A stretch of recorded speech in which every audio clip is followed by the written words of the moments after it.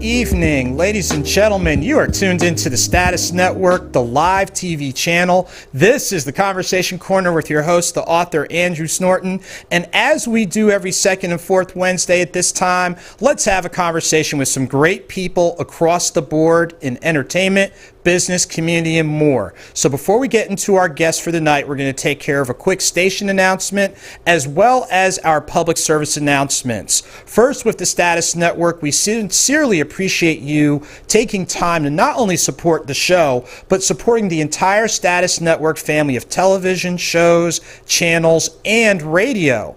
To best enjoy tonight's show, make sure to go to statusnetwork.net, and when the big old pop-up box shows up, just check the box, the Conversation Corner. That way you'll not be able to watch this show but get updates when we air live and other related programming notes. For those of you that have room on your smartphones or smart devices, download the Status Network app, click on channels, click on live TV, and you are good to go. For your social media, Facebook, Twitter, Instagram, Periscope, YouTube, and other social media platforms, make sure to add Status Network as well as live TV. For those of you that have Roku and Amazon Fire Stick, make sure to tune in to Status Network.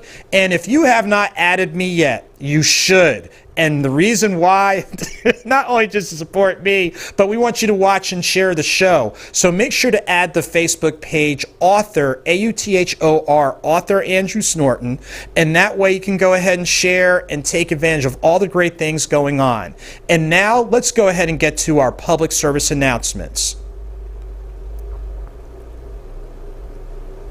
And for those of you out there who are filmmakers, from the novice to the advanced, we have a space for you. Status Films, that's right. Make sure to get your film, your short film, long film, documentary, the exposure that it deserves. As you see on the flyer, yes, Roku, Amazon Fire Stick, YouTube, and other platforms. So make sure to go to the bottom of the flyer to get all the information and get your film the exposure it needs. Our next public service announcement, the Loganville Conyers chapter of Alpha Phi Alpha Fraternity Incorporated Sigma Eta Lambda chapter is giving back to the community starting this coming Saturday, September 12th from 9 a.m. to 1 p.m. In this time of going virtual, they will actually have set up a tutoring program. As you see, 30-minute sessions for core subjects in math, science, English, and social studies. Make sure to refer to the link that you see at the bottom of the flyer, as right now they'll be looking to serve students in middle school and high school. So shouts to the Sigma Eta Lambda chapter of Alpha Phi Alpha Fraternity Incorporated. Our next public service announcement is another one of our Greek letter organizations, one of the chapters of Phi Beta Sigma Fraternity Incorporated. The Rho Beta Sigma chapter is sponsoring with other community organizations a much-needed food drive taking place September 19th up on North Brown Road, as you see right there in Lawrenceville. So from 10 a.m. to 2 p.m., even though we usually think of canned goods and things along those lines during the holidays, look, the need is year-round. So shouts to the men and the fraternal organization Culture for Service, Service for Humanity. And I tell you what, a food drive sure sounds like Service for Humanity to me. So make sure to check them out. And our next public service announcement is, again, one of our guests from earlier this year. This is Custom LLC, has a great clothing line, I Am Black Legacy. And I'll tell you what, this is something that is timely not only in this time, but any time. So make sure to get your merch from This Is Custom LLC, not only the I Am Black Legacy line, but for any other shirt and related needs, they can help you make it happen. So shouts to them. And now our next public service announcement.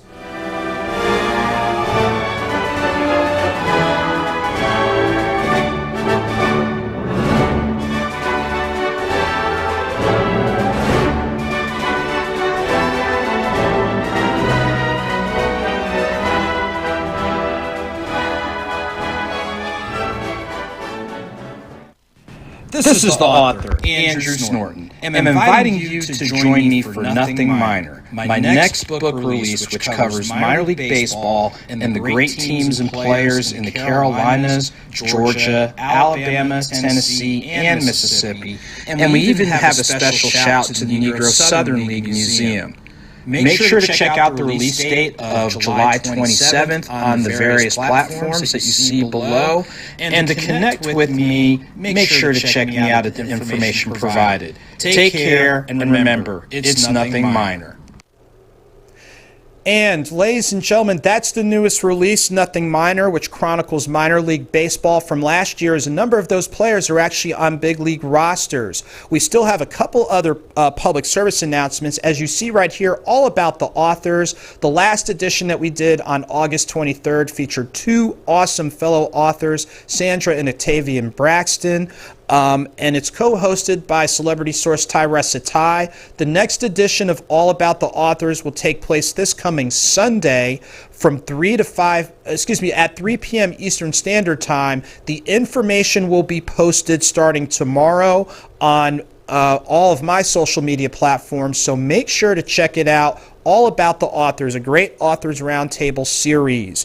Our next public service announcement is, and this will be our last public service announcement for the evening, the Fast 15 is the weekly live chat series that I'm excited to do. I've actually been doing it since April, and I tell you what, thank you all so much for the support. So each Wednesday at about 1:06 p.m. Eastern Standard Time is when we make sure on my Facebook Live at author Andrew Snorton, Instagram Live at author A. Snorton, and Zoom, but you know with Zoom, that info changes from week to week. Make sure to enjoy that time to pause, check up, check in, enjoy a short reading, and go about your now normal in as upbeat a manner as possible. So this concludes our public service announcements, and I tell you what, I am very excited to have our next guest on the show. You talk about innovative, creative, just looking out for people across the board. Really excited to have the mastermind behind Enigma Entertainment Group, and we are joined by Ms. Renee Miller. Renee, how are you doing this evening? Hello, how are you this evening, Andrew? I am doing great, and I tell you what, with all of your moving parts, we are so excited to have you on the show. To give our viewers a point of reference, could you let us know where you are, where are you based out of? We're based out of Tucker, Georgia, in the suburban area of Atlanta in Tucker. Okay, awesome, awesome. Now, before we get into the event, I think it's great for our viewers to get a little bit of the backstory about your entertainment group, because there's a lot of events you've been able to do in a really, I'll say, a really short amount of time. Could you kind of walk through with our viewers the evolution of Enigma? Oh, absolutely. And firstly, I'd like to also take the opportunity to thank you for affording this platform to me. But in 2016, I returned back to the States after working overseas for a number of years, and I worked in entertainment some years back and wanted to come back to it. So started to work with different artists in B markets, which would not necessarily be an A market city like Atlanta, but looking at our Birminghams, Augusta, some of our smaller cities that would have the core audience there, but not necessarily always get the entertainment. Did my homework and started to offer what we identified as some great professional opportunities for them to be able to have quality entertainment. And we made sure that that entertainment matched what it was that the people were looking for. So some of those artists may have been from a summer blues fest or Southern soul. We also worked with some of the R&B artists such as Brian McKnight, Genuine, some of the ones that have had an opportunity to have a great run in the 90s, but still have great voices and still have that fan base. So it not only gave us an opportunity to help build on the basis of those B markets, but to also have some positive impressions on making sure that what we brought to the table was what people really wanted to see and enjoy. And it's great that you say that, because a lot of times when you think of arts and entertainment, we're always thinking about your big cities, like you said, Atlanta Right. or Houston or LA or Chicago. And it's great that you said, look, there are people in other venues that might not be as big, but just because they're not as big, it doesn't make them less important. Right, right. Yeah, and that's definitely what we have tried to do and what we continue to try and do. And also getting to know the people in those areas, being able to understand what some of their needs are from an opportunity, from the basis of being able to say, not only are we going to come here and bring a quality performance, but we're also going to look to do something within the community as well. So we tie that in, we bridge it together, we identify what those areas of need are, and we try to work and build with them during the course and time, not only for that one concert year, but we believe in going back. So we want to be able to build a great working relationship with that network. And that's great that you say that, because sometimes, like, you think about arts and entertainment, it's like here today, gone tomorrow, and it was great, but it's like you came and went. But you're looking Right. at entertainment. It's almost like the hook and hold mentality. The entertainment is the hook, and the hold is what footprint are you making sure to leave? And like you said, leaving the door open for continued engagement. And that's almost like entertainment. It's really entertainment with a purpose. Like we've heard party with the purpose. It's really Right, entertainment with the purpose. Absolutely. Yeah, because it goes beyond the idea, as you said, the hook and the hold. It goes beyond the idea of just saying we're bringing this great performance and then we're gone. There's a lead in that we have to work at least 90 days prior to the performance. So we're going into the community. We're going into those hair salons, those barbershops, the different stores, to be able to get to know the people that we're working with, hence wanting them to come to the actual performance, and then letting them know that it is our intent to come back. We do want to continue to support the market, and not only supporting the market in that mannerism, but also allowing vendors from that area to also be able to capitalize on it, be able to vend their service during the course of the performance, which makes it more community oriented. And there you have it. When you talk about community engagement, there's different ways you can do it. So not only through the lens of entertainment and, like you said, identifying those audiences, but now how can this event be that bridge builder and really Right. we like to use the term amplify, but what you're doing is you're helping amplify those local businesses. So now that's helping them with their branding and their awareness. So you're really covering a whole lot of ground with just a single event. Right. And we wanted to continue to grow. By trade and by a number of years of experience, I worked in education. So I believe in, taking the opportunity to get to know the people, get to know the environment, and get to identify what their needs are that goes beyond the idea of just a performance. Well, I tell you what, the approach and the mentality that you have, that balance between, like I said, entertainment, service, outreach, community building, keeping that economic pipeline going. I tell you what, if that in and of itself doesn't, make people notice, I don't know what will. So I tell you what, that's just awesome. That really is. So you've got your system in place. You have your philosophy in place. Walk through with some of our viewers some of the cities where you've been, some of the artists that you've worked with, and again, those, really talking about how it's helping support local business and building those relationships. Absolutely. One of the cities that we've gone to, it's a town. It's Greenwood, South Carolina. And that is one of our markets that we have worked to build for 3.5, 4 years on the basis of it sits strategically in an area that we can pull from Greenville, South Carolina, Charlotte, North Carolina, Augusta, Georgia, and a lot of different sub-cities to give them the type of entertainment that they want. And for that particular area, they enjoy the Southern Soul music. So we go up with the Southern Soul Blues artist. We make a great day of it. It's in an outdoor environment. It typically is BYOB. We have vendors set up, and it's almost like a huge family reunion. But they enjoy it every year, and they look forward to it because nothing really comes to that area. I've also worked Fayetteville, North Carolina. We did Brian McKnight with Dave Hollister and Calvin Richardson on that particular ticket. Another B city, very close to Raleigh. However, they have the market there, and they also have a very large military base there. So there are a lot of people who are there, and they don't get a lot to come to them, but they definitely will welcome it. Just as well as Memphis, Tennessee, Nashville. Nashville is growing. It's one of those markets that we don't go into much at this point in time because it is becoming somewhat saturated. So we're looking at moving over to doing some business in Chattanooga.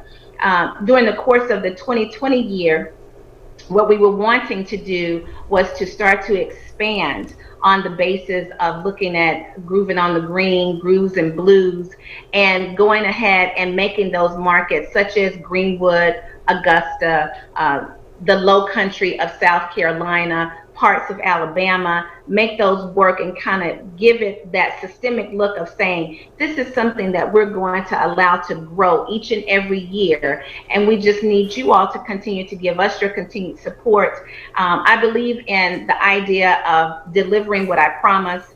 I'm very timely with respect to performances. I know sometimes you may go to a concert and it starts late or later than what you would anticipate. If we say 7 o'clock, it's going to start at 7 o'clock. If we identify that there are 5 artists, the artists are going to be there. So we work very hard to ensure that we do what we need to do in order to make people want to gravitate back to an Enigma event, an entertainment event. Well, I tell you what, you have laid out a brilliant blueprint, a brilliant plan.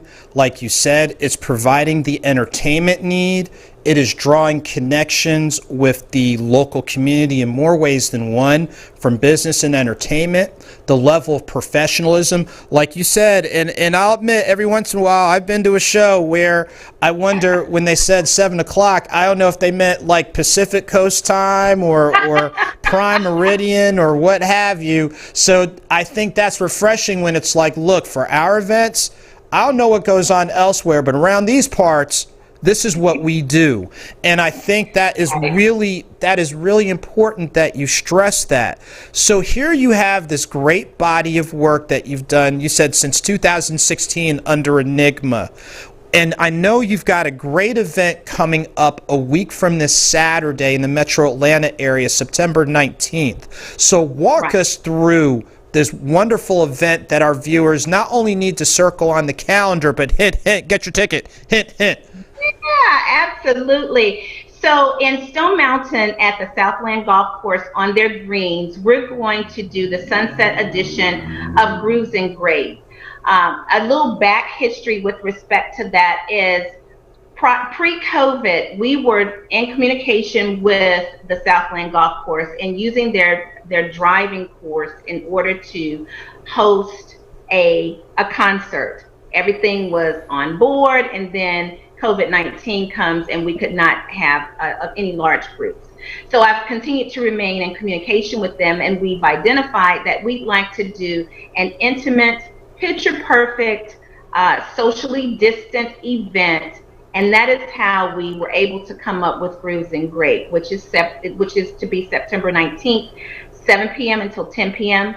If you decide to come, what you get, what everybody gets actually, is a carafe of sangria. We have hearty table tapas, and we will have DJ Tron spinning, as well as GrooveCentric doing a live performance. They will do 2 45-minute sets, and Tron will do the intermission and basically the pre-jam. But what we really want our customers to be able to see is that this is a springboard or a pilot for Grooving on the Green for 2021. We had already contracted Stokely to come to Stone Mountain. However, we're going to, of course, have to table that until it's safe for everyone to come. So at this point in time, we want to have something that is small, that is intimate, that we're able to ensure social distancing, and where people can get out and have a very nice time at a nice venue and be able to talk about it, because we want to be able to build with this particular golf course to not only look at Grooves and Grapes, but to look at other events such as Grooving on the Green and other events during the course of the 2021 year. And I think it's great that you stressed during this current, I'll say this now normal, the things that jumped out at me were intimate, which lets you know, yes, it's going to be, quote, a limited number of people. Then, of course, with social distancing, so when I hear intimate and social distancing, I hear safe, I hear professional, I hear I can come out and have a nice time. The time frame, 7 to 10, it's almost like it's really a dinner date when you really sit and think about it. So, and think about it, you're not out during the heat of the day, people all sweating all. I mean, you might work up a sweat if you move around, but that's different with the music. But, twilight, going into the evening, and then winding down and going on about your day. So you guys have a great plan, and like you said before, you're starting here, for lack of a term, to make sure you do it right, and then obviously you're going to duplicate the best of this event for subsequent events you'll do at the venue. Right. Absolutely. Absolutely. And again, I can't stress enough the idea of the safety. We are very strategic in how the tables are going to be arranged. As people are making their purchases for tickets, if they purchase a table for 4, the 4 people that they purchase the tickets with are the people that they sit with. We're not going to commingle and mix you with someone that you don't know. So we want people to feel comfortable. We want people to come out and have a nice time. But first and foremost, safety is first. So as you've identified, in the new normal, we want to make sure that we follow those social distancing protocols. But we want people to get out and have a nice time and feel safe about the time that they have. And I tell you what, with the body of work you've done us up to this point, you bring quality entertainment. You have a quality way of going about your business, from the venue to your audience to your business community, things along those lines. And now you're duplicating that with a venue that some people honestly might not have been to at Southland. Some people are familiar with it, but some might not have been there. So for some, it's a change of pace. And like you said, the timing, the intimacy, the balance of live music, one of the top DJs in the city and in the area with DJ Tron. And again, safety is first, intimacy, all these wonderful things. So now that you've got this great event, I'm sure our viewers want to know, and they should want to know, what are the best ways to get tickets for this event? The best way to acquire tickets for Groove and Grapes is to simply go to enigmaevents.eventbrite.com and make your ticket purchase. If there are questions with respect to the purchase or how to purchase, they can feel free to give us a call at 770-310-5027. And we'd be happy to assist them in any way that we can. Well, I tell you what, you've got it all laid out in regards to the the layout of the event.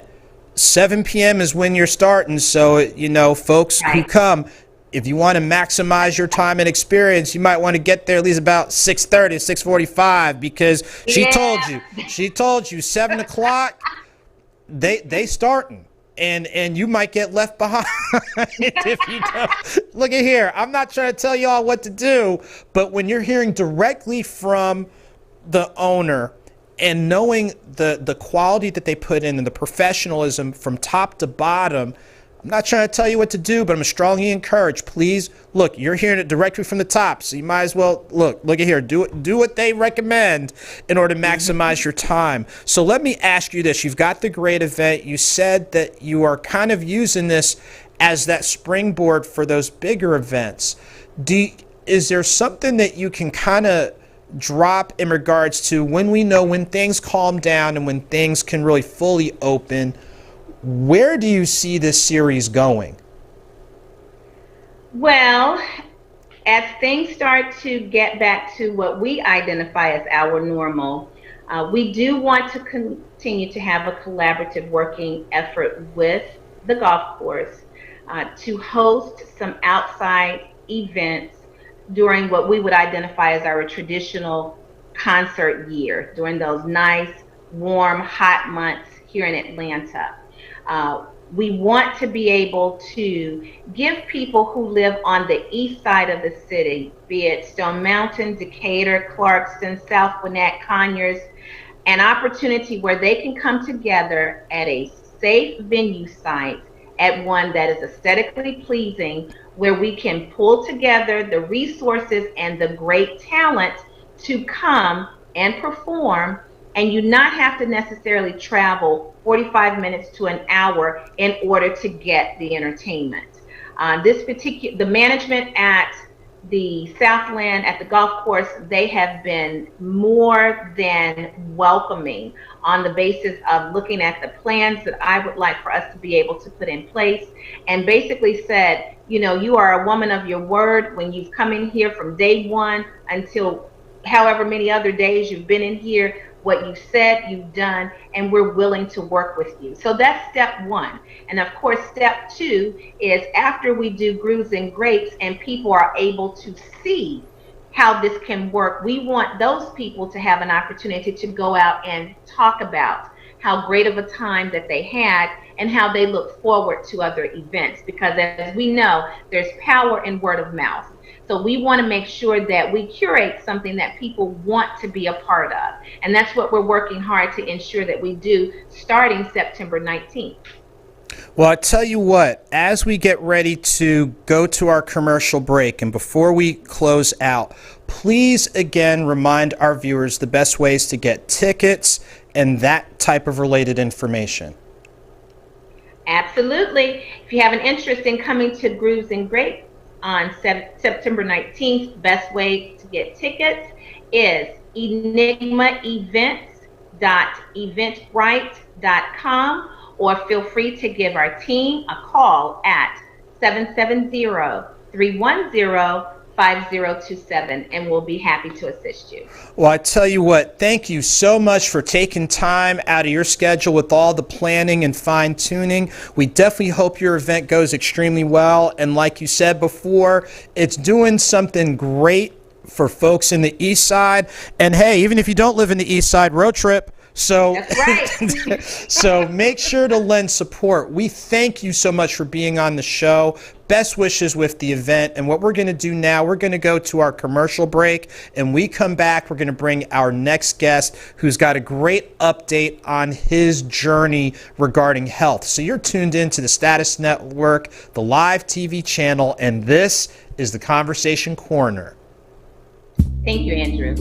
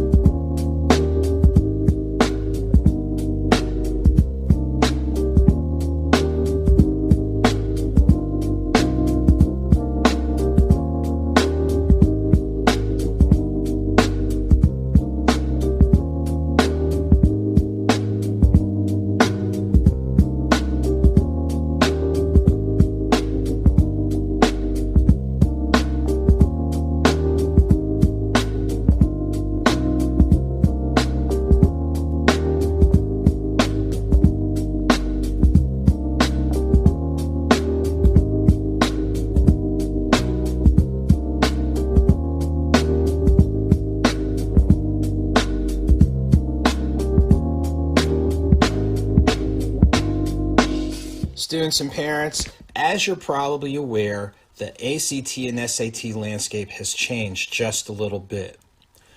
It's important that you not only take time to get prepared, but make sure you're in constant contact with the colleges and universities that you are targeting to see what their requirements are.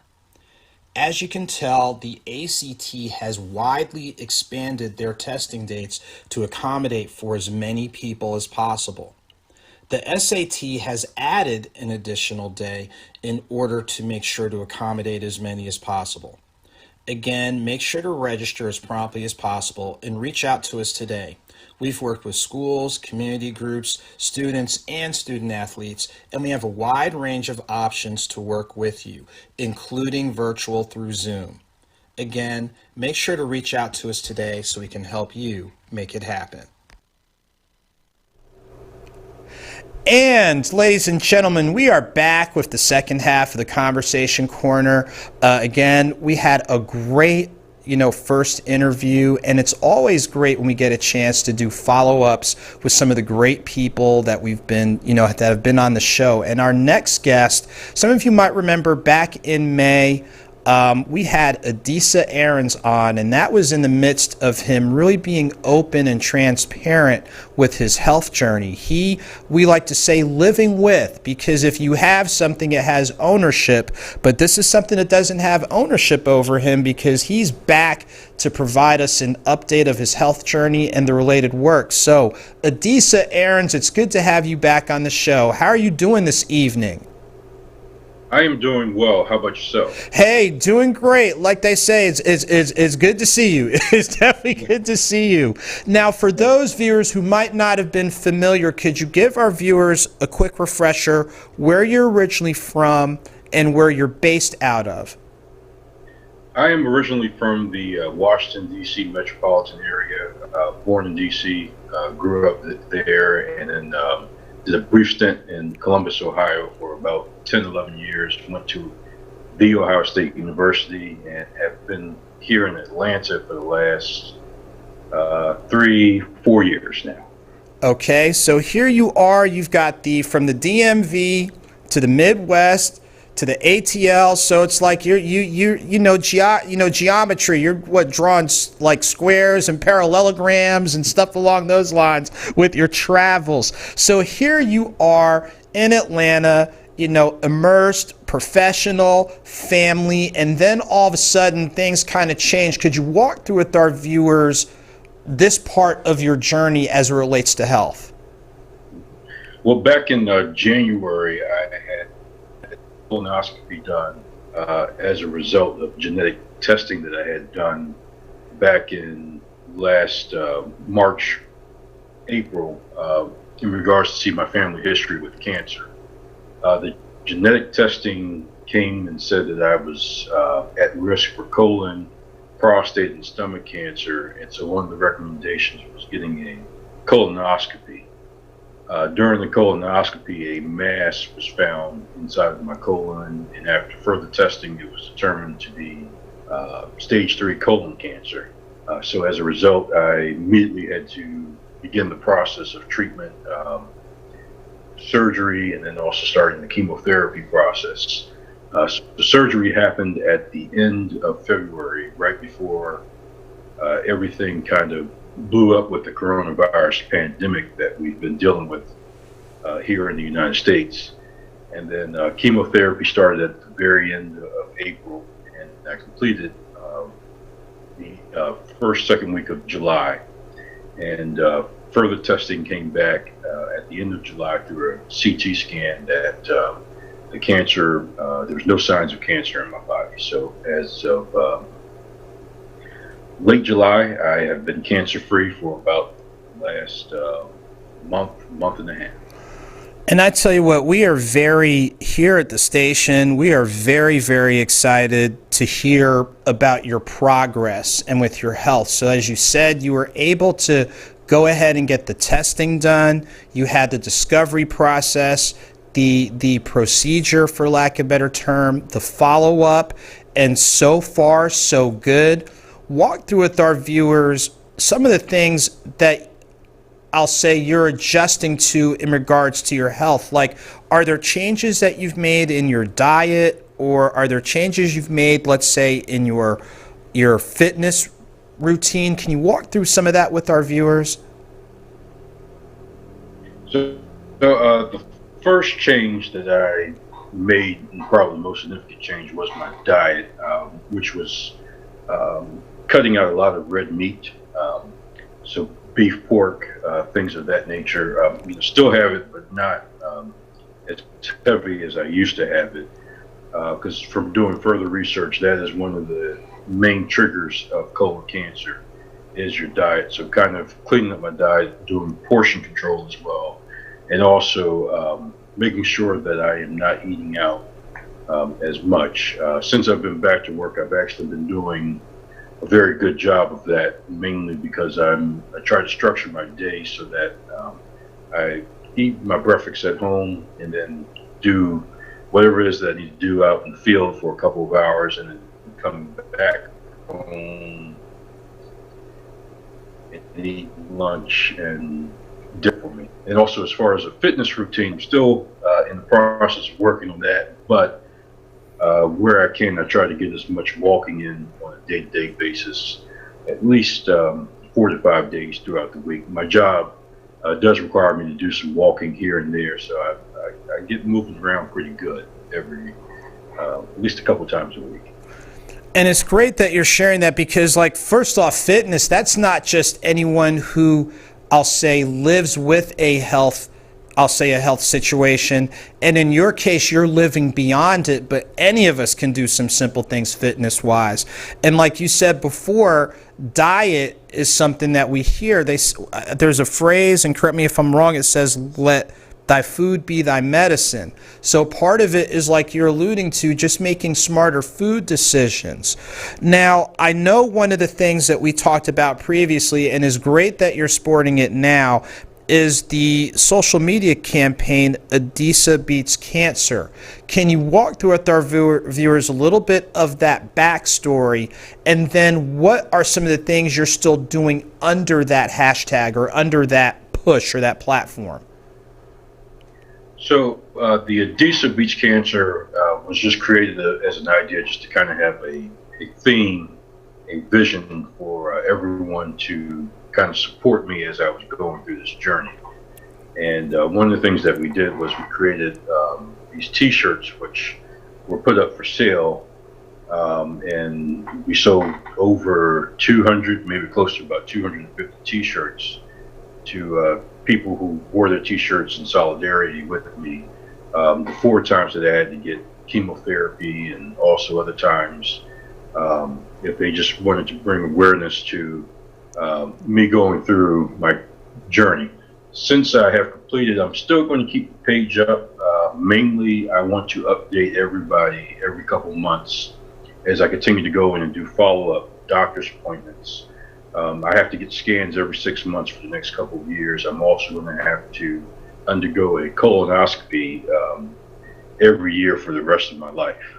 So I want to keep the page going, keep myself, keep people updated, and then also, as best as I can, I'm going to make sure that I try to just bring awareness to colon cancer and make sure that people understand that you need to see if you have a history of cancer in your family. Do get yourself checked out as early as you can, because one of the things, although I was stage 3, we still caught it early enough to where I was able to get treatment and be able to resume my normal day-to-day activities. We say in the new normal, because right now things are not back 100% to normal just yet. Right. And I think you made some great points, especially during this now normal. It's where, like you said, you've identified some of the things that you need to do, like you said, with your health and wellness, but then it's also sharing your experience, so that way it can help not only other people living with it, but before people even get to that point, it's like, hey, look, let's pump your brakes for a minute and let's go ahead and check on this and be aware of this and things along those lines. So I think it's really important and amazing that you are being as proactive as possible, still being, a family man, professional. You're, continuing with your journey, but still taking time to see what can I do to reach back and help others. And that is really, really, it's highly commendable of what you're doing. Well, thank you. Yeah, well, thank you for doing what you're doing. Now, let me ask you this question. We know during the Now Normal, it's been some interesting times, and about a week and a half ago, we learned of the high-profile case of Chadwick Boseman. Now, let me ask you this. When you heard about the cause of his transition, what were some of the first thoughts that ran through your mind? I think the first thing was, it was like, wow, we both had the same cancer. But, his path was a little bit different than my path. And also, if you look at kind of him as an actor, the work that he did, putting out movies, it seemed like practically every year, he battled, this cancer for 4 years. And me just going through it for the past 4 or 5 months, going through surgery and chemotherapy, it took a strain on me. And part of me just, I would have loved to have had a conversation with him, just wanted to know, how were you able to just kind of keep going every day, going through this? And I'm using him as kind of inspiration for me, just to, keep going, because he didn't give up. Although the results didn't turn out for him the way that we all would have loved it for it to, he still won, because he still, as an actor, he played great roles from James Brown to Thurgood Marshall to Jackie Robinson. And also, he is in a better place now, that he doesn't have to suffer in pain anymore. So I look at the positive side, and also his death, he's going to bring a lot more awareness to colon cancer, and there's going to be a lot more people who are going to be getting themselves checked out, getting screened. And if his death, saves one life, then he did not die in vain. And I tell you what, that's very powerful, because when I heard that, it threw, like, for a number of people, it threw me off. And to know that he was living with that, and then I wanted to get, your perspective, because like you said, health-wise, it was a parallel experience from a standpoint. You were both living with something, I'll say, nearly identical. And I think, like you said before, what your experience has been like getting to this point and the things that you've had to work through. And then for you to say, hey, look, I know what I worked through, but fill in the blank. For him to have been working through that and have done the things that he did is just real impressive. But by the same token, it doesn't mitigate what you're doing or what you've been able to do. And I think it sounds like, if any takeaway, from his experience, from your experience, you can still do something. And I think that's one of the big takeaways that I have. Like, you're still doing something at each step of your journey. You are still doing something. And hopefully that's a message, as well as, like you said, better awareness. So you've got the moving parts with being at this stage of your journey. You kind of know what you need to do, I'll say, as consistently as possible. And again, remind our viewers, what are some other things you see on the horizon in regards to being that resource for whether it's awareness in general or awareness, for people to be proactive so they don't have to get to this point, or people who are at different parts of this journey? Like, what are some things you definitely want people to take away when they engage and interact with you? Well, I think it's most important is I'm going to give you my story. I'm going to tell you what I went through. And the reason I'm going to tell you my story is that I want to make sure that if it's one of those things where you don't go to the doctor, because there's a stigma, unfortunately, with African American men that we all don't like to go to the doctor until something's really wrong.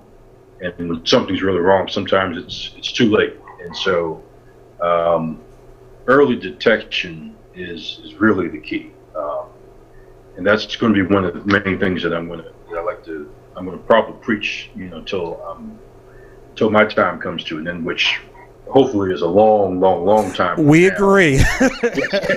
We agree. But making sure that you go to your doctor, every year, making sure that you get, your screenings done when you need to get them done. Right now, they're recommending for African American men that get your colon cancer screening starting at 45. Well, I was 33 when I was diagnosed. Unfortunately, if I had waited until I was 45 to start doing the colonoscopy, well, we'd be having a completely different conversation than we are having right now. So the other thing that I'm going to make sure that I use my platform is that if you have a history of cancer, any type of cancer in your family, you need to make sure that you and your doctor have that conversation. And then if unfortunately you end up in this boat where you have cancer, make sure that you take charge of the situation right away. And use your resources, talk to different people, and make sure that you get yourself the best care possible to give yourself the best chance that you have to fight it. Because if you fight it, you give it everything that you got, you're going to win. Even, if the results are not going to be the way that you want it to be, if you fight, you will win, no matter what. Well, I tell you what, when I hear the term that comes to mind when you're just, responding there is sense of conviction, a sense of faith, perseverance, and, I'll say, people, when they throw the word wisdom, they think you have to be some old, gray, on the rocking chair, go get a switch if you act a fool, that type of stuff. But wisdom comes at different stages, and it's clear, with this follow-up, you are imparting, some serious wisdom and some serious things for all of our viewers to take note of. And again, just helping connect the dots and drawing connections. And like you said, for those who have reservations, I think if they're looking for people or examples like, hey, let's put those reservations on hold and go ahead and see what we can do, I tell you what you've shared is extremely powerful. So as we get ready to gradually wind down and before we prepare for our next show, could you remind our viewers again of the hashtag that people can follow, as well as letting people know that if they add and follow that, you will be providing periodic updates, not only regarding your journey, but I'll just say general tidbits that people can take and use and do something constructive with.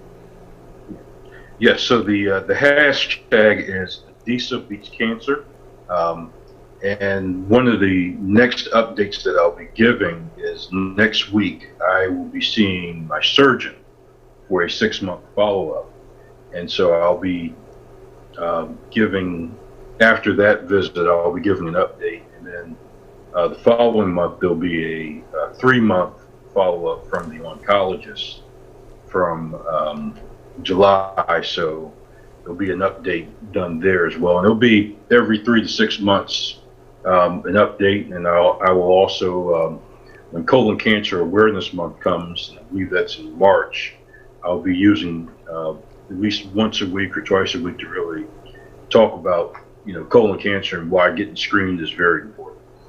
Well, I tell you what, Adisa, we thank you for taking time away from family, your professional journey, and your health journey to give us that update. I know I speak for everybody here at the network that we encourage you to continue with your steps, and I'll just say next steps towards your next steps, and you're making them, good sir. So we thank you for being on here. Thank you so much.